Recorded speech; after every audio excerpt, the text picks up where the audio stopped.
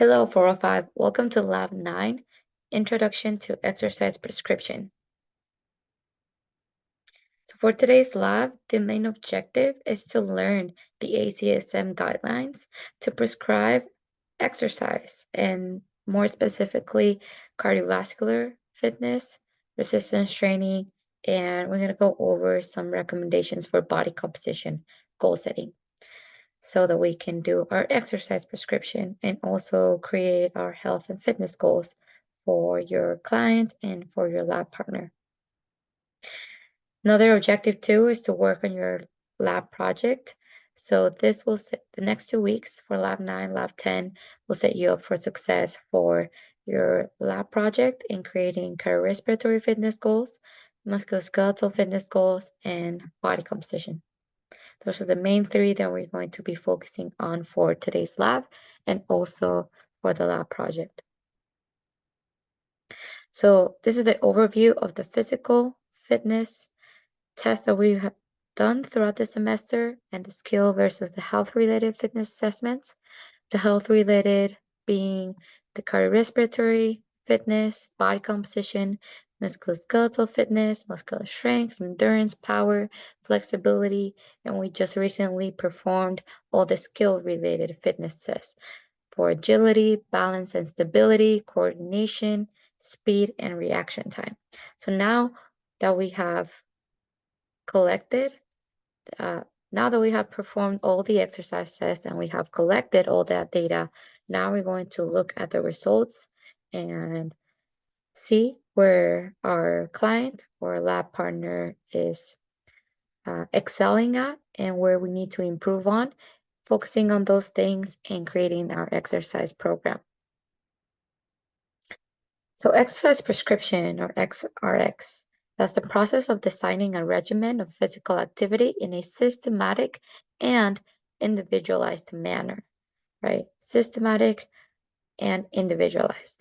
So the plan addresses the following: cardiorespiratory fitness, muscular strength, endurance, and power, and body composition. For your lab project, you will be focusing on those main three, but for general rule of thumb and in the future for your own exercise programs, and when you are prescribing exercise for your clients in the future, you also want to include flexibility training and neuromotor fitness, mainly for older adults who may want to focus and improve their neuromotor fitness for health and longevity. So your exercise program includes both that exercise program that has the name of the exercises, sets and reps, all that good stuff, and also a narrative describing the rationale, right? That's going to be your lab project. You, from performing all the exercise tests, gathering the results, determining where they stand based on the ACSM reference tables, if they're at excellent, good, average, poor, or very poor, right? Given whichever exercise or parameter of fitness that they perform, you'll be able to describe a rationale. For example, if your client has a very poor cardiorespiratory fitness based on their gender and age, based on the ACSM reference tables, you can explain a rationale why, from your results that you gathered, they rated at that fitness level, and what are the following steps that you're going to follow in order to improve that specific parameter of health or fitness. So some general considerations for the exercise prescription. Your primary goal is safety, right? So you always want to look out for the safety of your client. So when you're prescribing exercises or you are prescribing percentage of intensity or cardiorespiratory fitness, right? Percentage of heart rate max or percentage of VO2 max, or also percentage of 1 rep max, right? For muscular strength, you want to make your primary goal of safety of your client, meaning you don't want to prescribe a percentage of the intensity that might be too high, or your client might not be able to sustain the intensity of the exercise or potentially get hurt, right? So primary goal, always look out for the safety of your client, but also establish realistic and quantifiable goals, right? Realistic, meaning that my client is going to realistically be able to perform that exercise, and you will be able to quantify that goal, meaning you will be able to track the progress in a systematic manner. So there can be multiple ways to set goals. It can be individual goals, for example, acquiring more confidence. Another goal could be health related. Health goals, for example, improving risk factors. Also, maybe fitness goals, overall improving their cardiovascular fitness, VO2 max, or improving their muscular strength, right? So there's multiple ways for us to set goals. So go back and forth with your lab partner, right? You are the professional. You are going to be the one recommending certain improvements based on the results that you obtain, but you also want to take into account your client's personal goals, right? You want to be able to go back and forth between those two. Your own recommendations that you're making as a professional, but also the personal goals of your client.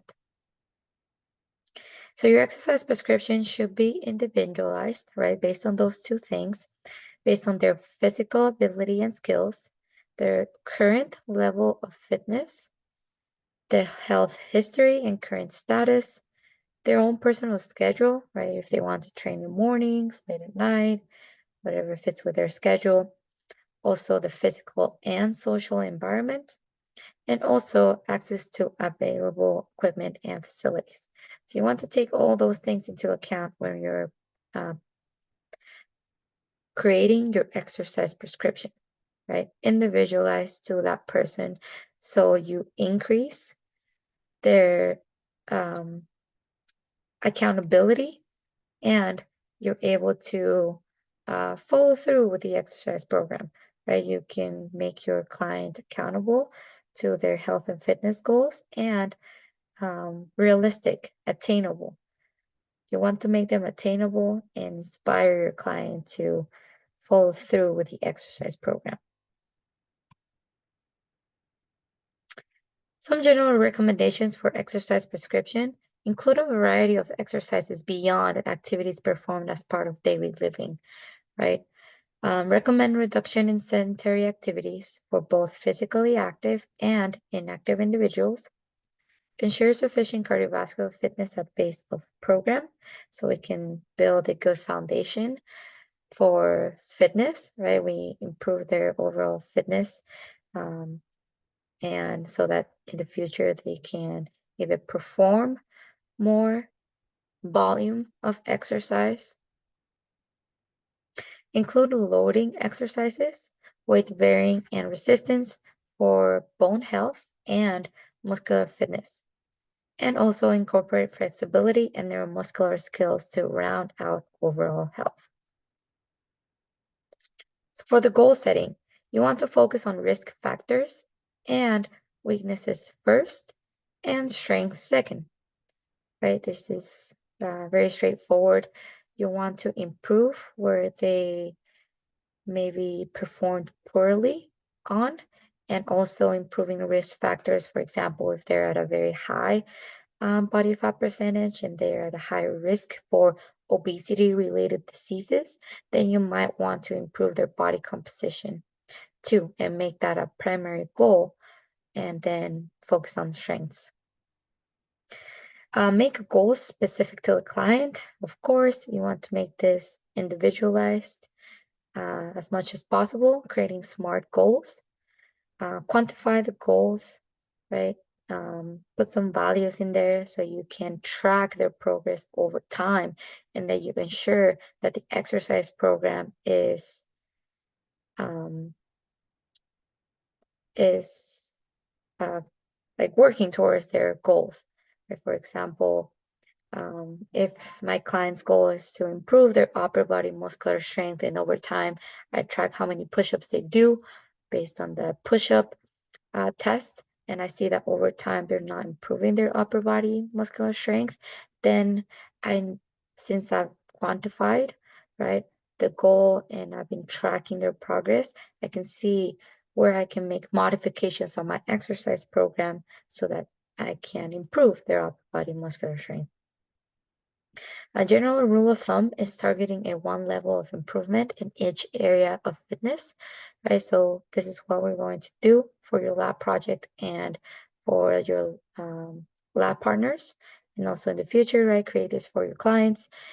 Target a one level of improvement of cardiovascular fitness based on their VO2 max. Muscular fitness, target a one level of improvement given the specific parameter of fitness. It's muscular strength, endurance, and power, and body composition, right? That one level of improvement might be from average body fat percentage based on their gender and age, based on the ACSM ratings, targeting a one level of improvement from poor to average, or from average to good, right? That's one level of improvement. You also want to consider and factor in physiological limits and healthy rates of improvement. So again, creating those SMART goals, specific, measurable, attainable, realistic, and time in the time frame goals. And document your assessments, right? So you can track progress and use them as a basis for exercise prescription or modification, right? You use those for the creation of your exercise program, and also for creating any modifications if you need to in the long term after 6 weeks or 8 weeks. You can continue to improve that exercise program and improve the different parameters of fitness of your client. So here's an example for goal setting for body composition. This is a client at 22% body fat, and their current weight in pounds is 200 pounds. And this client's fat-free mass is 156 pounds. So we want to target a new body fat percentage, and we want a new target that is one level of improvement. So this client is a male, and if we look at the ACSM tables, this is just a summary, right? Please look at the complete table of the ACSM ratings on your reference tables. This is just a summary, so it fits nice on the PowerPoint slide. So you can see there's the percentage of body fat for males and females. So in this example for males, this client is at 22% body fat, and we want to target one level of improvement from borderline to acceptable body fat percentage. So that will be between this range of 19 to 24% body fat to 16 to 19% body fat. That would be this one level of improvement. So at this new body fat percentage, that range, the desired body mass would be anywhere between 186 to 192 pounds. So that means that the fat loss could be anywhere from 8 to 14 pounds, given this range of body fat percentage, 16 to 19. And general rule of thumb too, the maximal recommended weight loss per week for non-obese individuals is anywhere from 0.5 to 1 pounds per week of weight loss. So to achieve the goal of that one level of improvement from 22% body fat, from anywhere between 16 to 19% body fat, that means that it would take about 16 to 28 weeks at a 0.5 pounds per week weight loss rate. So I recommend that for this client, they lose 0.5 pounds per week. If their current body fat is 22%, and I want them to go down to maybe 16% body fat, that will be that the fat loss will be 8 pounds. So 8 pounds of weight loss. And if I recommend 0.5 pounds per week, that will mean that it will take up to 16 weeks for my client to lose that weight.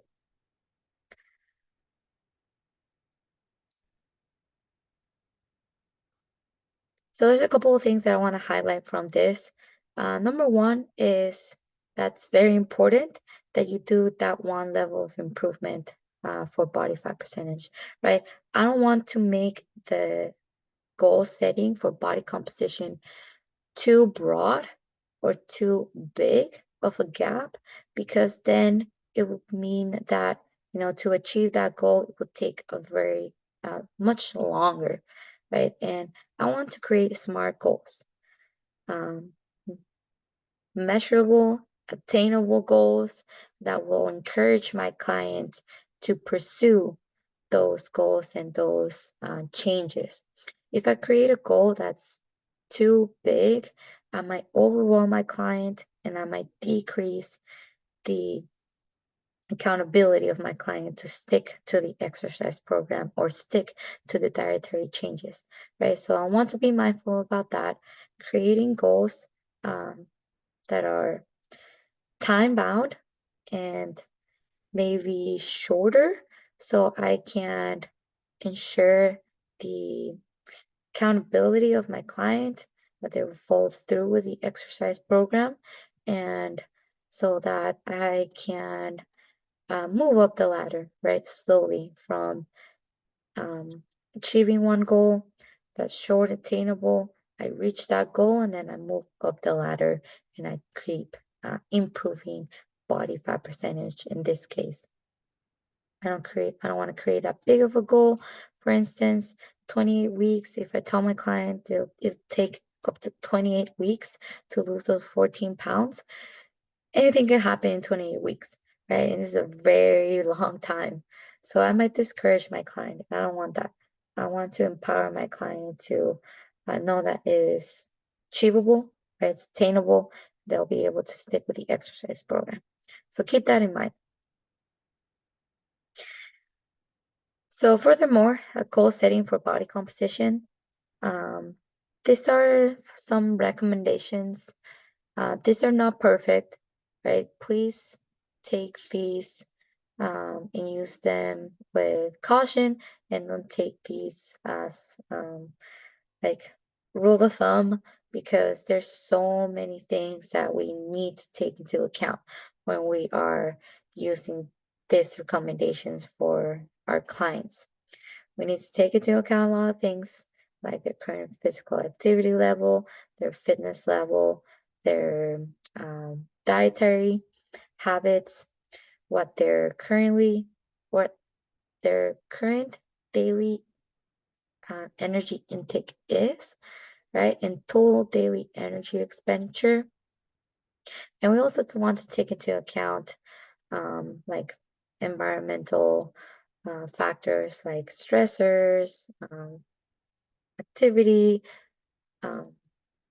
work, right? All those different things that we need to be mindful of when we're creating body composition goals for any goal, right? For weight loss, for weight gain, or for weight maintenance. So use these with caution, and like I said, make sure that you're making the appropriate recommendations based on the individual in front of you, right? Make the recommendations specific, individualized to the client in front of you. So here we go. These are some following recommendations for body composition goal setting. I'd recommended that for a weight loss or weight gain rate of 0.5 to 1.2 pounds per week. It is also recommended a caloric deficit or surplus of 250 and 700 calories per week from the diet And specifically for weight loss, you can incorporate moderate intensity cardiovascular exercise to increase daily energy expenditure. It is also recommended to include dietary modifications in conjunction with implementing physical activity, right? Your best bet for weight loss is a combination of both, not just dietary restriction. It's going to be a combination of exercise, increasing daily activity, and also some sort of dietary restriction or dietary modification. And for weight maintenance, it is recommended to consume at maintenance calories. For instance, total daily energy expenditure, kcals per day, taking into account the physical activity level, exercise, and fat-free mass, right? All those things in conjunction to maintaining daily physical activity level. All right, so some recommendations for weight loss. The options to increase the amount of exercise and or alter diet to reduce caloric intake, right? So like I said, your best recommendation is a combination of both diet and exercise, where you can perform a reasonable amount of exercise and with some sort of dietary restriction. You can reduce caloric intake at around 250 calories per day. And you can also do this through exercise, right? Increasing exercise energy expenditure to 250 calories per day. That could be about 30-40 minutes of low to moderate intensity exercise. But please note that not everyone is willing, right, or capable to exercise every day. So increasing that 250 calories energy expenditure from exercise might not be realistic, right? So take that to note, and also might be hard to adhere to dietary changes, right? So that's why you want to do a combination of both, increasing exercise and some dietary modifications. And again, this goes in a person by person basis. You want to create these goal setting, create goals based on the individual, on their level of fitness, their current body composition, their body composition goals, and realistically what could be attained, achieved on the exercise program based on those things. All right, so now once that we know the goal, how do we select the type of exercise and the intensity of the exercise? And how do we know the energy expenditure for each exercise? How long should the person exercise to meet their exercise goals? So now we're going to go over and talk about all of these 3 different questions. So the first question is, how do we select the type of exercise and the intensity of the exercise? We're going to go over the ACSM guidelines, how to prescribe the FIT principle, right? Frequency, intensity, time, and type for cardiovascular fitness, resistance training. We just went over the body composition recommendations, right? So we're going to talk about those things. We also going to talk about flexibility and balance or stability training. So we know what type of exercise to prescribe and the intensity. How do we know the energy expenditure for each exercise? So for this lab, we're going to get practice on how to calculate energy expenditure from our clients exercising on treadmill. So we're going to look at our metabolic equations. I'm going to go back and study our metabolic flow chart that we worked on previous weeks in the lab. And we're going to know exactly the energy expenditure of our clients exercising, performing a specific type of exercise. And then we're going to learn how to prescribe duration of exercise and know how long our clients should be exercising for in order to reach their goals. So in this specific scenario, it's going to be knowing how long and for how long our client is going to be exercising for in order to meet the weight loss goal. So this is our metabolic flow chart. We've seen this before in lab. We use this to calculate a relative VO2 from exercising on the cycle ergometers, right? So we exercised on the bike, we performed an exercise bout on the cycle ergometers. And then from here, we used formulas to predict the relative VO2. Then from here, we were able to convert to absolute VO2. And then from here, we were able to calculate energy expenditure in that bout of exercise cycling on the bike, right? So for this lab and for your lab manual, we're gonna look over an example of a treadmill exercise. And we're gonna calculate energy expenditure walking on a treadmill. This is a snapshot of the various ways of expressing oxygen uptake. Right, so this is a review of the things that we worked on from previous weeks. These are different methods of expressing that VO2. So we got relative VO2, relative terms, taking into account the body mass of our client, milliliters per minute per kg. Then from here, we can also express it in absolute terms, right, of VO2 in liters per minute. And we have our beautiful formula right here that we can use to go back and forth between calculating relative VO2 and absolute VO2. We also didn't talk about this much in lab. We can also express oxygen uptake VO2 in metabolic equivalents in METs.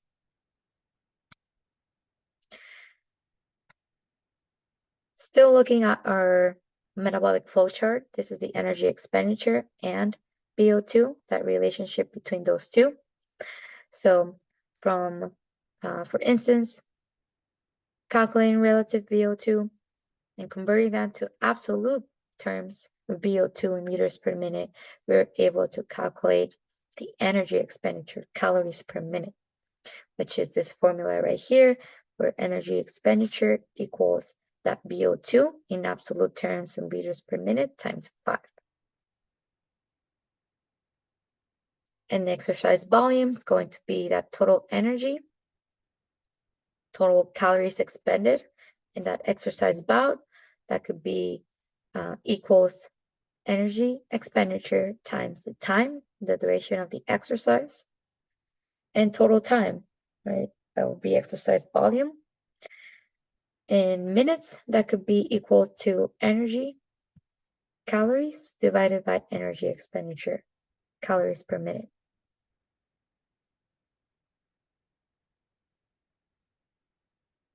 All right, so let's go over our example for goal setting for cardiorespiratory fitness. This is our treadmill example. So like I said, we're gonna go over an example of a client that's going to be exercising on a treadmill, and we're going to be able to calculate energy expenditure and total calories expended on that exercise bout. And I want to go back super quick. Here, these are different ergometer equations that we used previously in lab. We used this one up here since we cycled on the bikes. We used this VO2 formula to calculate that relative VO2 while exercising on the bikes. Now we're going to use a treadmill equation when we're walking on that treadmill and exercising. So there's two treadmill equations, a walking and a running equation, and that is because the walking equation is most accurate when the pace is between 1.9 and 3.7 miles per hour. That could be 50 to 100 meters per minute. And the running equation is most accurate when the pace is above 5 miles per hour. So keep that in mind. And this is just a conversion factor that you might need for the calculations. 1 mile per hour equals 26.8224 meters per minute.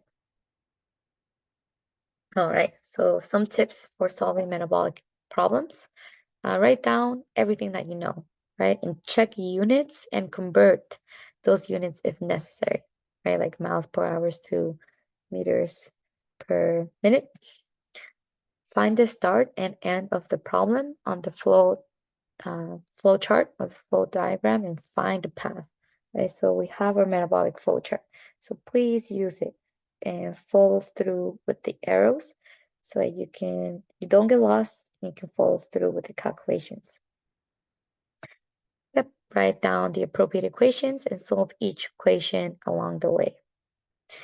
And compare with each all of your calculations with the expected range and make sure it makes sense. What do I mean by that? I got some ranges here for you to look at in case you want to double check your numbers and see if they make sense. When you're calculating relative VO2, should be a value between 3.5 and 85. When you're calculating absolute VO2, it should be a value between 0.25 to 7. And then when you're calculating energy expenditure, this one really depends, right, and the duration of the exercise. If the duration of the exercise is very low, then sure, you might be expending just 25 calories per minute. But if the duration of the bout is very long, like up to an hour, right, that number is going to be much higher.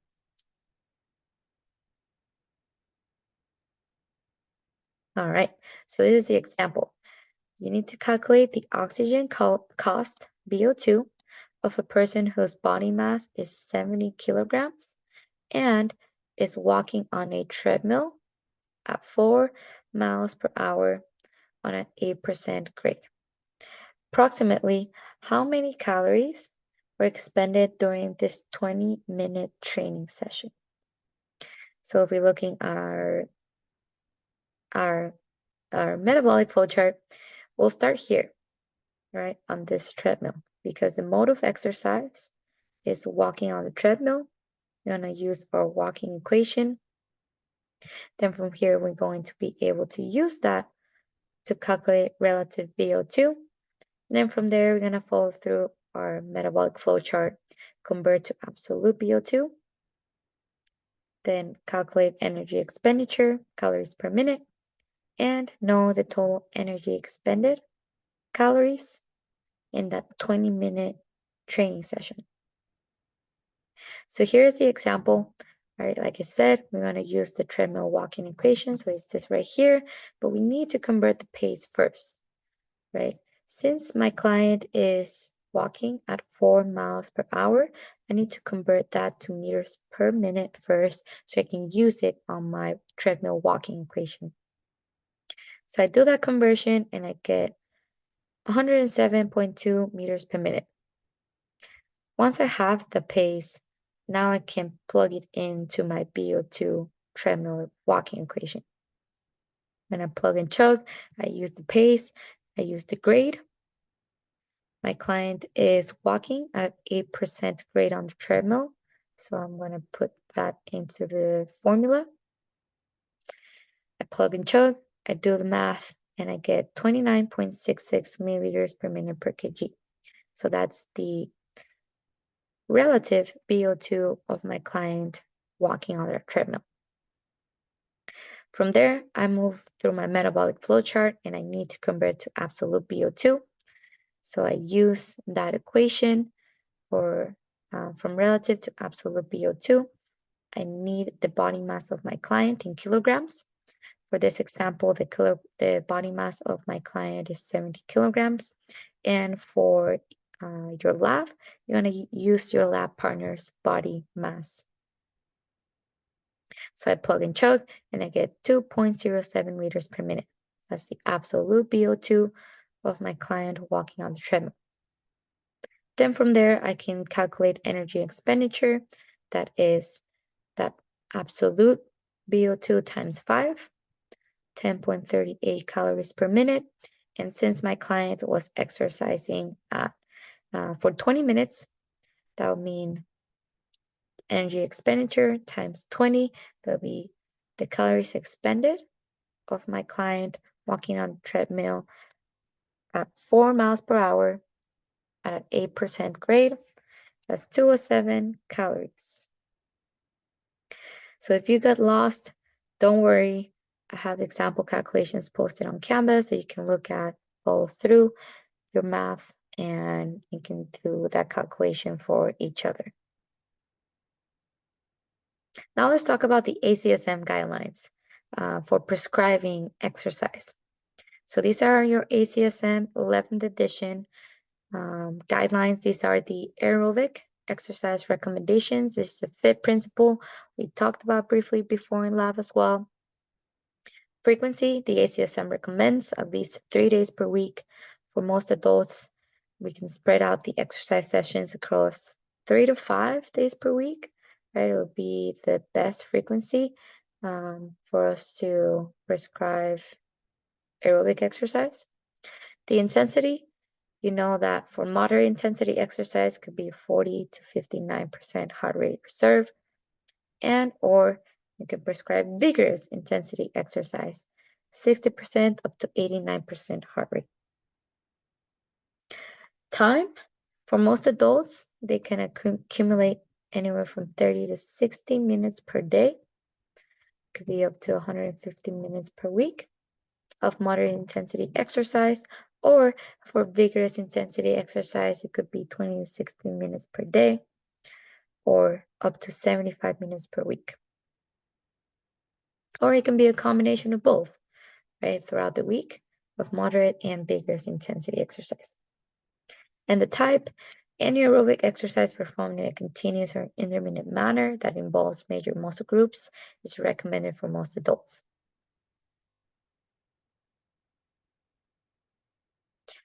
Here are your ACSM recommendations for resistance training. So the FIT principle, the frequency. For novice trainers, each major muscle group should be trained at least 2 days per week. Right, so that could be 2 days per week, a whole body training session. For experienced exercises, frequency is secondary to training volume. Thus, individuals can choose a weekly frequency per muscle group based on personal preference. The intensity for novices can be 60 to 70% of the 1 rep max, performed for 8 to 12 repetitions. Is recommended to improve overall muscular fitness, right? And then from there, you can progress them to higher intensity or like higher repetitions or low repetitions, higher intensity, right? You have so many different ways that you can prescribe resistance training and manipulate intensity, repetitions, and sets. So you can get creative and prescribe the intensity in that way. You can use a wide range of intensity and repetition ranges. And the type, you can use multi-joint exercises affecting more than one muscle group and targeting agonist and antagonist muscle groups. It's recommended for all adults. You can also use single joint and core exercises that can be included in your exercise program. Typically, these are performed after performing the multi-joint exercises, mainly because the multi-joint exercises usually use large muscle groups, so your client might fatigue faster. So you want to perform them at the beginning of the exercise, and then at the end, single joint exercises where they're not as fatigued and we can't jeopardize the form, right? So that's why. And use a variety of exercise equipment and or lower body weight exercises to perform your resistance training. This is your repetition versus intensity, rep ranges, right? We briefly talked about this as well, where you have for strength training, very high intensity, high percentages of 1 rep max, like 80% and above, but low repetition ranges, like less than 6 repetitions. You can do endurance training. That would be very low intensity, right? The intensity could be from 50, 60% of the 1 rep max, but with very high repetition range, up to 15 or more. And then you have everything in between, right? Moderate intensity training. So the way that you can prescribe exercises, the way that you can select resistance training exercises could be from agonist versus antagonist muscle groups. So this is what I usually do so that it's like more efficient, right? In a 1-hour session, for example, where I can target large muscle groups and target the major muscle groups. Could be, or if you're performing single joint muscle groups, you can go back and forth between the agonist and antagonist muscle groups. So here's an example of a complete workout. A complete workout routine can take anywhere from 1 hour to 1 hour and a half, completed purposefully, right? And there's no downtime. You're straight going for it, performing your exercise training, and everything in one target. You usually want to perform a warm-up, about 5 to 10 minutes of easy to moderate aerobic exercise, dynamic stretching, where you get, improve range of motion, you increase the heart rate, get in the zone, excited, nice and warm, heart rate up, blood flow going, ready to start the exercise. And then from here, it depends, right? If your primary goal is to improve your muscular fitness, you might want to do your strength training portion first, right? You might want to do weightlifting first, and then maybe finish off with aerobic training. Or if you want to improve your cardiovascular fitness, you might want to start with that first, right? And so that you're nice and fresh, you perform that exercise and you move on to the other thing. Then you perform a cool down and then you stretch. Perform 5 to 15 minutes of static stretching, emphasizing all major muscle groups and joints. So this is very general, right? This is not perfect. You usually want to tailor this to the goals of your client, what they're looking for. But generally speaking, if you're working with a general population and they're starting an exercise program that is scheduled, right, systemized, that is not just physical activity, right? It's exercise training, meaning it's periodized. There are percentage of intensity that you're following, sets and reps. For your client, you usually want to do a little bit of both, aerobic training and strength training. And then once you improve their baseline level of fitness for both their cardio and their muscular fitness, then you can start playing around with other types of training, right? And you can start working with that client a little bit more on improving whatever it is that they want to improve on. Here are your ACSM recommendations for flexibility. Frequency, the ACSM recommends 2 to 3 days per week, with daily being the most effective. The flexibility training is important, right? Mainly to improve range of motion and minimize risk of injury. So that's why it's really important for us to perform some sort of flexibility training at the dynamic flexibility at the beginning, right? And some static stretching at the end. Intensity, stretch to the point of feeling tightness or slight discomfort. Time, hold the static stretch for about 10 to 30 seconds, right? In older individuals, hold the stretch for 30 to 60 seconds. That may be a little bit better. They might show greater benefit. You can also do some PNF stretching, right? To switch up the flexibility training. Stretch a 3 to 6 light to moderate contraction. That could be about 20% to 75% of maximal voluntary contraction, followed by a 10 to 30 second assisted stretch. That would be your recommendation for PNF stretching. And the type, a series of flexibility exercises for each of the major muscle tendon units is recommended. and deliver everything, right? Static, dynamic, ballistic flexibility, and PNF stretching that all could be effective for improving the range of motion and flexibility of the client. So here are all different types if you want to take a look at them more in detail, and if you want to include those for yourself or for your exercise program. For neuromuscular exercise training, this is just a brief summary of the ACSM recommendations. Frequency, 2 to 3 days per week. Duration, 10 to 15 minutes per day.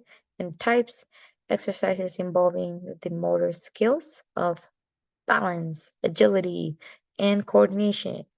Proprioceptive exercise training and multifaceted activities like the ones that we did last week for our skill-related fitness test. Right? Also, Tai Chi and yoga are usually recommended. They're great exercises for improving these skills and also recommended for middle-aged and older adults to improve and maintain their physical function. For balance improvement, select a movement that is safe but also somewhat challenging.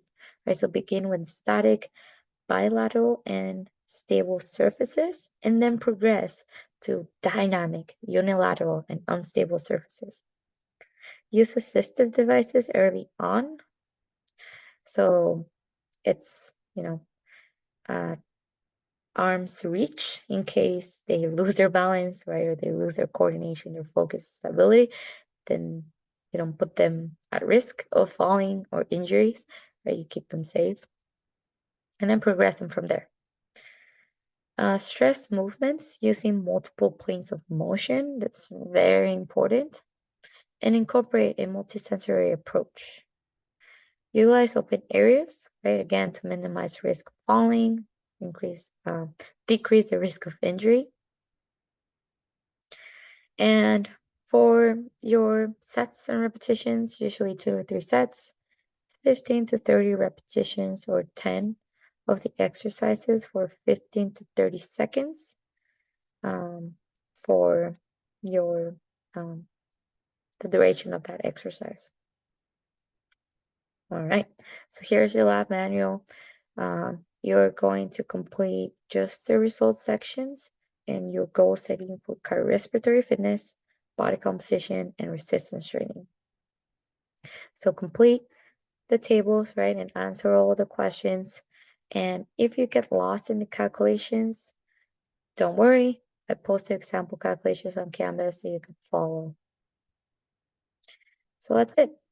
Please start your final lab project, right? In lab, we're going to be able to interview each other so you can create attainable, right, realistic, and individualized goals for each other, taking into account not only your own recommendations that you want to make as a professional, but also the recommendations that your client gives you that they want to achieve from the exercise program. Thank you guys. Thank you for listening, and I'll see you on the next one.